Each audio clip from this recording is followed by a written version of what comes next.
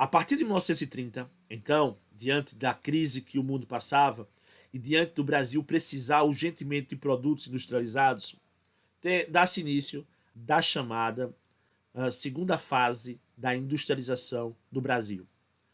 Essa segunda fase da industrialização brasileira, ela vai acontecer entre os anos de 30 e 1945, que são justamente os anos em que Getúlio Vargas está no poder. Então, você tem uns 15 anos que Getúlio Vargas chega ao poder sem que Getúlio Vargas ganhe uma eleição sequer. Né? Ele dá um golpe em 1930, tá? Em 1934, ele cria a Constituição, que só vai fazer com que eleições existam a partir de 38. Em 37, ele expõe o Plano Cohen, né? Aquela farsa, mas que diz que os comunistas estão prestes a invadir o Brasil e que para isso era preciso um poder forte e ele permanece no poder. Inicia um processo ditatorial, né? A ditadura Vargas, que vai até o ano de 1945. Então, Vargas ele fica no poder de 30 a 45. E é justamente esse período, de 30 a 45, que a gente tem como um período marcante do processo de industrialização de segunda fase, que muita gente chama de Revolução Industrial Brasileira, porque realmente foi quando o Brasil teve o boom da industrialização. Podemos dizer que nessa segunda fase, a industrialização brasileira ela foi marcada justamente por conta da perda do mercado externo. Então, nós precisávamos o quê? Nós precisávamos substituir os importados. Nós precisávamos comprar produtos que até então nós importávamos, que eram chamados produtos industrializados. Mas havia um problema. O problema era que a maior parte dos produtos industrializados que nós importávamos eram produtos que precisavam de alta tecnologia. O Brasil não tinha. Eram produtos que precisavam de mão de obra qualificada. O Brasil não tinha. Eram produtos que precisavam de muito capital. O Brasil não tinha. Estávamos em crise. Tá? Então, a maior parte dos produtos nós não podíamos fabricar porque nós não tínhamos nada disso. Tá? O que nos sobrou, então? Nos sobrou as indústrias de bens de consumo não duráveis. Ou seja, nos sobrou apenas o quê? Praticamente a indústria têxtil e a indústria alimentícia. Afinal, roupa e comida são duas coisas que a população não pode deixar de ter. Esse momento, né, da industrialização de bens de consumo não duráveis, o capital que vai entrar, o capital que vai investir nesse tipo de indústria é o capital privado nacional. Ou seja, aqueles que não quebraram com o café.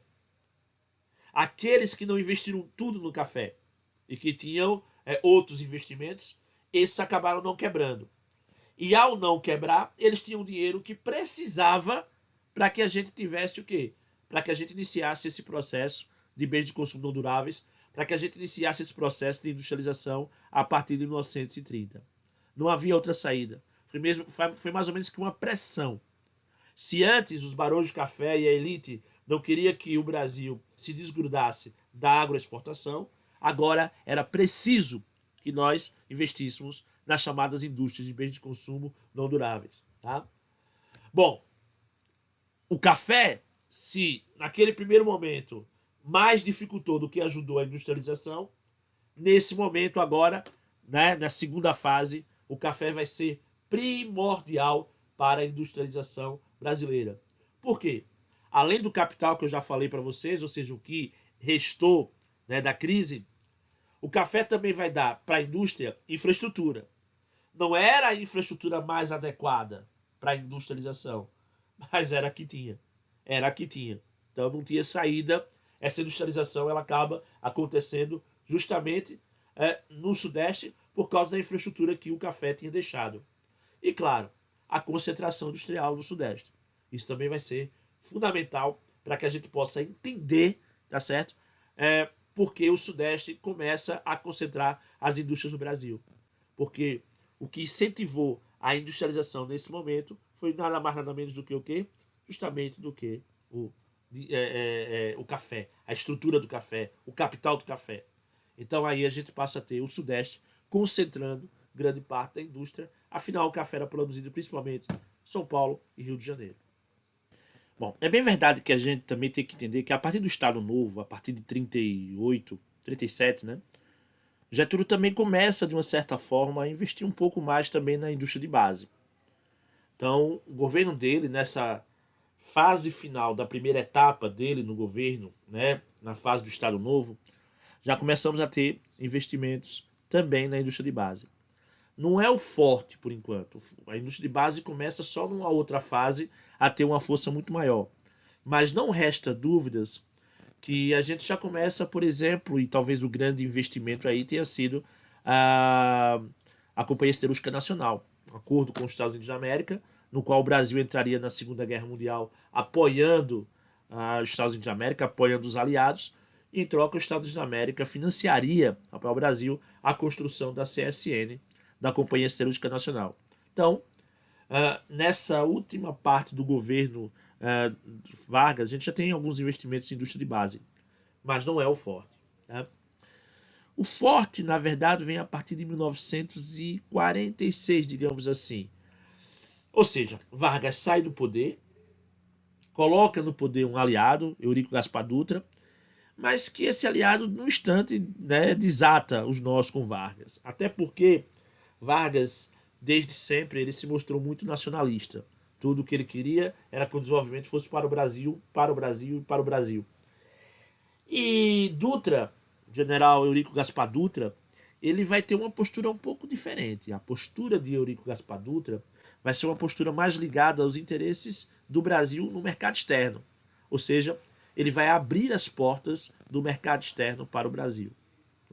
Não à toa, ele tem uma das suas fotos mais famosas, né, ele e Roosevelt, né, se cumprimentando lado a lado. Aquilo ali para Vargas era morte, porque Vargas era extremamente nacionalista e Dutra estava abrindo as portas do mercado. Então, foi a partir de Dutra que nós tivemos a chegada das multinacionais no Brasil? Não, não foi a partir de Dutra, tá? As multinacionais, elas exigiam certas coisas que o Brasil ainda não tinha. Por exemplo, uma energia moderna. O Brasil não tinha energia moderna. O Brasil ainda era um país movido a lenha. A nossa principal fonte de energia era a lenha. Caramba, gente, nós estamos falando de 1947, 48, 49. Nós estamos falando de meados do século XX. Os Estados Unidos da América já tinha feito a sua revolução no século XIX. A Inglaterra tinha feito a sua revolução no século XVIII. E ambas as revoluções foram marcadas pelo uso do carvão mineral. Eles já estavam na fase do petróleo, da eletricidade. E o Brasil ainda era movido a lenha. Essa ainda era a nossa principal fonte de energia. Então a energia era muito, muito, muito atrasada. O Brasil era um país que também não tinha integração territorial. Apesar de, a partir de 30, nós termos nos voltado para o mercado interno, porque não tínhamos para que exportar, aquele momento foi um momento que a gente iniciou um processo de integração territorial, mas que também foi muito lento, foi um processo muito lento, muito devagar. Então, as multinacionais exigiam do Brasil integração territorial, vias, né, se fosse elas rodovias, fosse elas ferrovias, o que fosse, que integrasse o território nacional. É bom que a gente saiba que o interesse dos Estados Unidos da América, dos países estrangeiros e das multinacionais era que o Brasil se integrasse do ponto de vista rodoviário, porque a partir do ponto de vista rodoviário eles poderiam vender seus automóveis, né, seus veículos, eles poderiam vender pneus e eles poderiam vender os combustíveis. Então, houve uma pressão para que o Brasil, tá, integrasse o território de maneira rodoviária. Mas era necessário essa integração territorial. Foi o que acabou acontecendo. E terceiro, o Brasil não tinha indústrias de base. Que indústrias de base eram essas? Metalúrgicas, siderúrgicas, petroquímicas.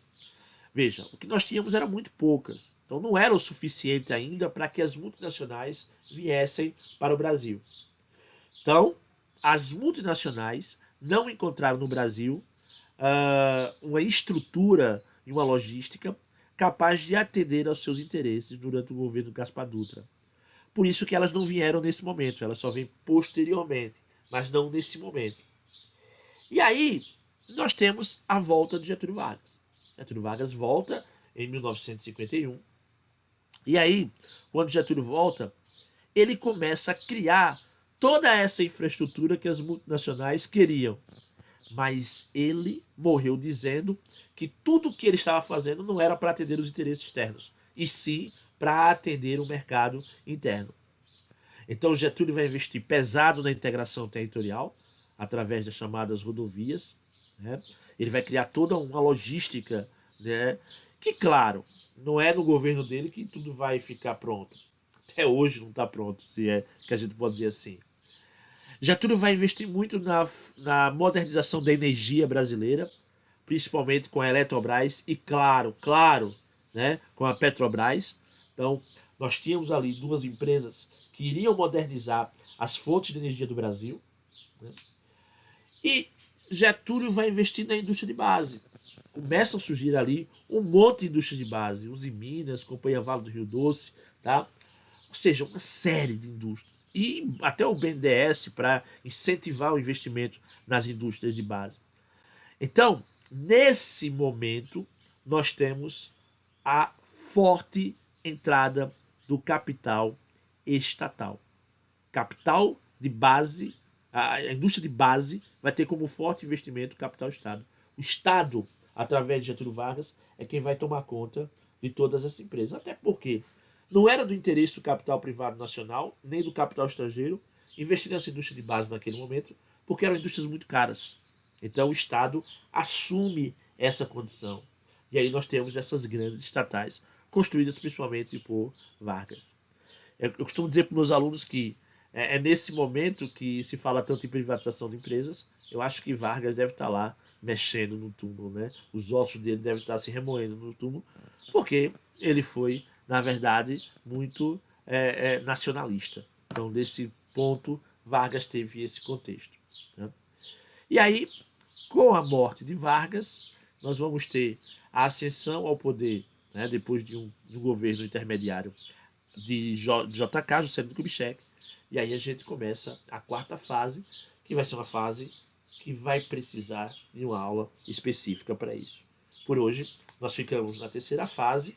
Tá? É muito bom que a gente tenha dessas fases da industrialização brasileira para que a gente entenda o contexto atual do Brasil do ponto de vista industrial. Então, essa terceira fase a gente chama de preparação para a chegada das multinacionais, mesmo Vargas negando que estava fazendo isso. Tá? Então, temos aí a terceira fase. Por essa semana é só. Para a semana nós estaremos novamente aqui. Beijo para vocês. Um abraço de Wakanda. Saúde e paz para vocês e seus familiares. Tchau, galera.